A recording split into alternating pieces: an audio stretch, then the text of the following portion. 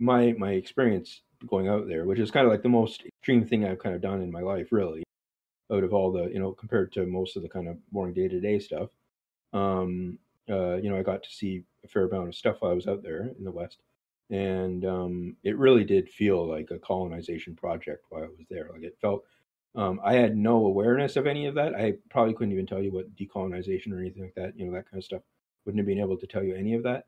Mm-hmm. But the first thing I said to everyone when I got back was that um, it felt like there was two societies there, and one was being imposed on the other, and um, very, very kind of like a very extreme kind of situation. Like a lot of soldiers around, a lot of um, really pushing.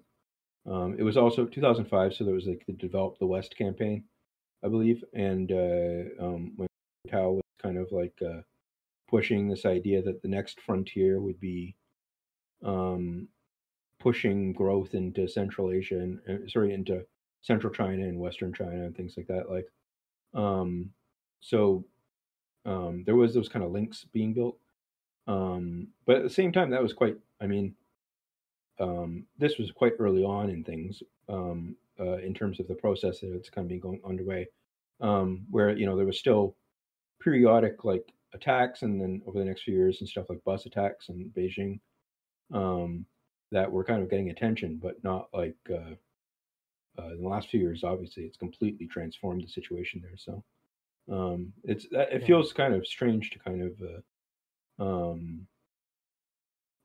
just because of how alien it is to the rest of my life.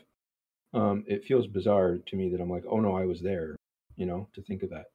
I have And the same feeling when I think about like just my childhood and stuff. It's like yeah, it seems crazy.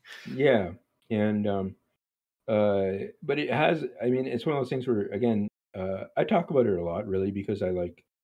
It's hard because it's one of the ways that I can relate with people, even like now, just talking to you, because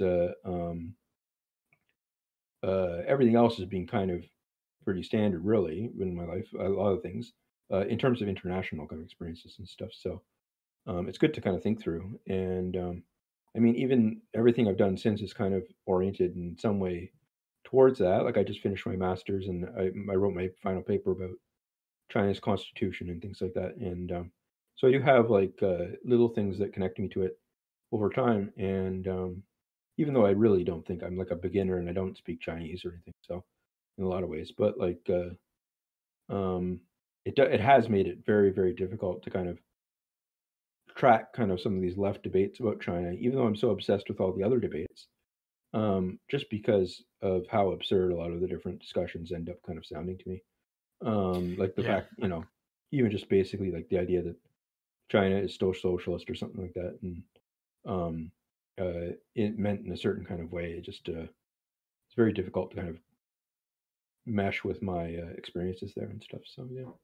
Yeah, I think that's something actually that having some real experience in other countries does give you is like a sense of like when people are just completely making stuff up, like you can just tell. Yeah.